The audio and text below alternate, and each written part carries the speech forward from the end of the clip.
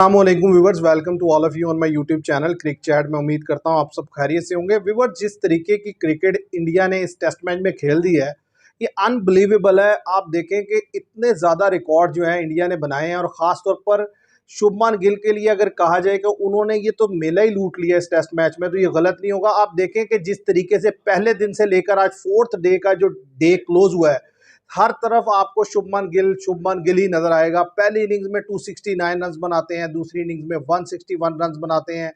Almost दोनों मिलाकर उन्होंने 429 रन बना दिए एक टेस्ट मैच में, जो कि वो उस लिस्ट में शामिल हो गए हैं जो टॉप 5 प्लेयर जिन्होंने अब तक 400 प्लस रन बनाए हैं टेस्ट मैचेस में, जिसमें ब्रायन लारा भी शामिल है। तो आप अंदाजा लगा सकते हैं कि किस कदर हाईली रेट उन्होंने खुद को किया और कितनी जबरदस्त उन्होंने परफॉर्मेंस दिया। और यही बात नहीं रुकती, आप देखें सुनील गावस्कर के बाद वो दूसरे ऐसे बैट्समैन बन गए जिसने टेस्ट क्रिकेट की दोनों इनिंग्सों में 100 नहीं, एक में डबल 100 और दूसरे में 100 बनाया है।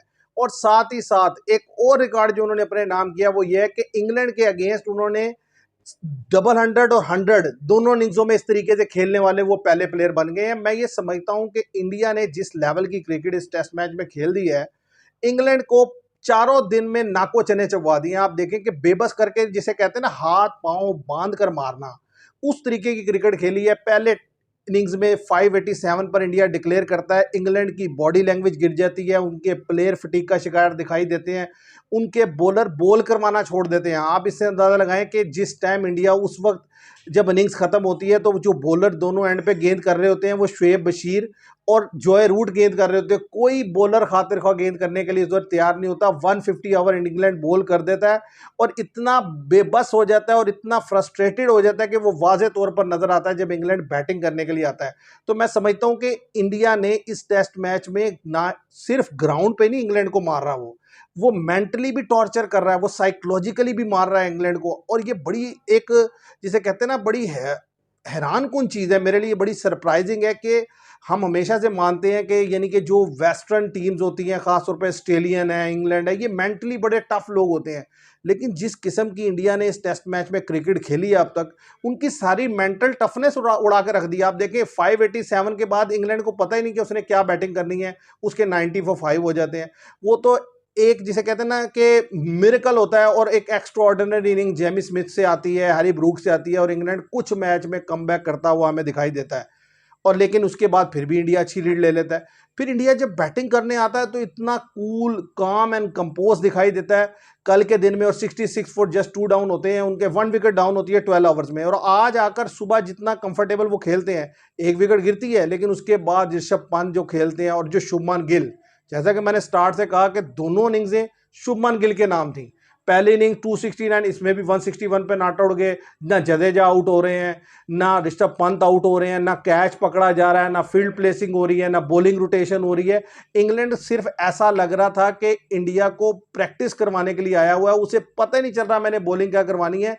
इंग्लैंड ऐसा लग रहा था कि वो दिल से ये चाह रहे थे कि किसी ना किसी तरह होकर ये मैच किसी तरह खत्म हो जाए, हम आज ही बेशक हार जाएं, लेकिन हमें इतनी जिल्लत ना उठानी पड़े जितनी जिल्लत उन्हें उठानी पड़ी बॉलिंग के दौरान।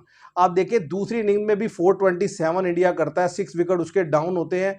आखिर के 15-20 ओवर देखें तो उसमें जॉय रूट गेंद कर रहे हैं और शुएब बशीर गेंद कर रहे हैं। इंग्लैंड, मतलब जिसे कहते हैं ना कि इतना ज़्यादा वो मतलब परेशान था कि ऐसा लग रहा था कि वो उनके पैरों में गिर के कहना चाह रहा था कि भाई बस कर दो यार, हमें बैटिंग दे दो, हम थक गए, हम बॉलिंग करा करा के, बस कर दो, जितना आपने मारना था मार लिया। लेकिन शुभमान गिल और इंडियन मैनेजमेंट इतनी कंफर्टेबल थी, इवन कि हम जो मैच देखने वाले हैं, हमें लग रहा था कि शायद जो डिक्लेरेशन है ना वो ठीक नहीं हुई, कि इंडिया ने बड़ा देर कर दी डिक्लेयर करते करते। लेकिन एक्चुअली इंडिया उनके माइंड के साथ खेल रहा था, उसने इतना साइकोलॉजिकली तपा दिया इंग्लैंड को और इतना लंबा टारगेट बना दिया कि देखिए ना 607 कि जो आपकी सोच से ही परे है, जो आपके जेहन से निकल गया कि भाई जीत तो है ही नहीं। और ड्रॉ इंग्लैंड के बस की बात नहीं है। आप पिछले इतने अरसे में देख लें इंग्लैंड ने कौन सा टेस्ट मैच ड्रॉ किया है। वो जिस तरीके की क्रिकेट खेलते हैं उसमें ड्रॉ नाम की तो चीज़ है ही नहीं। वो आकर अटैकिंग मोड में आते हैं और आप देख लें उसका वाज़े असर क्या हुआ कि इंडिया ने 17-18 ओवर में फिर उनकी 3 विकेट गिरा दी। अब कल आकर कोई मौजज़ा ही है जो इंग्लैंड को बचा ले। अदरवाइज मैं समझता हूं कि ये टेस्ट मैच इंग्लैंड ये खाली टेस्ट नहीं हराएगा। आप देखना इस टेस्ट मैच की बल पर इंग्लैंड जो है सीरीज हारता हुआ नजर आ रहा है मुझे। उसकी वजह यह है कि उसने इंडिया ने इनको मेंटली टॉर्चर किया है। ज़हनी अज़ियत दी है इस टेस्ट मैच में, बॉलिंग में भी, बैटिंग में भी, फील्डिंग में भी, on the field, of the field. मतलब इंग्लैंड तो ऐसा लग रहा है जैसे मेरा ख्याल है कोई एक थर्ड क्लास टीम, कोई एक दूसरे तीसरे यानी कि 8वें 10वें नंबर की टीम के अगेंस्ट इंडिया खेल रहा है, और इंडिया का जैसे दिल चाह रहा है वैसे खेल रहा है। उसका जब दिल चाहता है वो रन्स बनाता है, जब दिल चाहता है वो रोकता है, जब दिल चाहते हैं वो हिटिंग करते हैं, जब दिल चाहता है वो डिक्लेयर कर देते हैं, जब दिल चाहता है वो आउट कर लेते हैं। एक ही विकेट है, एक टीम विकेट पे विकेट निकाल रही है, दूसरी टीम से 100 200 250 रन की पार्टनरशिप बनती है, विकेट नहीं निकलती। अब देखें जडेजा और शुभमान गिल की पहली इनिंग में भी 200 की पार्टनरशिप गई, दूसरी में भी 150 प्लस की पार्टनरशिप चलेगी। तो कहने की बात यह है कि इस टेस्ट मैच को अब जो मैं समझता हूं जहां सिचुएशन आ गई है, सिर्फ एक मौजा है कि या तो बारिश हो जाए, उसी से इंग्लैंड बच सकता है। अदरवाइज मुझे नहीं लगता कि इंग्लैंड के जितने भी प्लेयर्स इस वक्त क्रीज पे मौजूद हैं, इनमें किसी में भी इतनी कैपेसिटी है कि वो टेस्ट मैच बचा ले। क्योंकि मुझे लगता यही है कि ज़्यादा से ज़्यादा जो लंच है यह बहुत हद तक मैच गया तो शायद टी तक जाएगा और मैच जो है ये क्लोज हो जाएगा। क्योंकि इन प्लेयर्स में जो नीचे आने वाले हैं किसी में भी इतनी कैपेसिटी नहीं है कि वो खेल सके। एक जेमी स्मिथ, उनको मैं कह सकता हूं कि वो खेल सकते हैं, उसमें कैपेसिटी है। उसके अलावा अगर आप दूसरा किसी प्लेयर को कहें तो हैरी ब्रूक को, लेकिन उनका मसला ये कि वो तेज़ खेलते हैं। बेन स्टोक्स से किसी किस्म की उम्मीद की नहीं जा सकती। और दूसरी तरफ अगर आप देखें तो जो इंडियन बॉलिंग है वो बड़ी क्लास की रही है। आकाशदीप ने फिर 2 विकेट लिए और दोनों ही स्टनिंग बोल्ड किए हैं, उन्होंने ज़बरदस्त आउट किए हैं। उनके बॉलर विकेट टू विकेट गेंद कर रहे हैं, विकेट से स्विंग भी ले रहे हैं, अंदर भी बॉल आ रहे हैं, बाहर भी बॉल आ रहे हैं। इंग्लैंड अपने ही सॉइल पर गेंद करना भूल गया। आप देखिए इतनी मार, मतलब आप देखें 2 इनिंग्सों को मिलाकर इंडिया ने तकरीबन 1000 के राउंड रन बना दिया। 1000 से ऊपर रन बना है। ये भी एक, मतलब आप देखें तो ये रिकॉर्ड है। सबसे ज़्यादा एक इनिंग्स का रन बनाया हुआ श्रीलंका ने इंडिया के खिलाफ 920 समथिंग, लेकिन और उससे ज़्यादा कभी किसी ने बनाया नहीं है दोनों इनिंग्स मिलाकर भी। इंडिया ने ये मेरा ख्याल है रिकॉर्ड बना दिया कि इंडिया ने 1000 से ऊपर रन बना दिया है।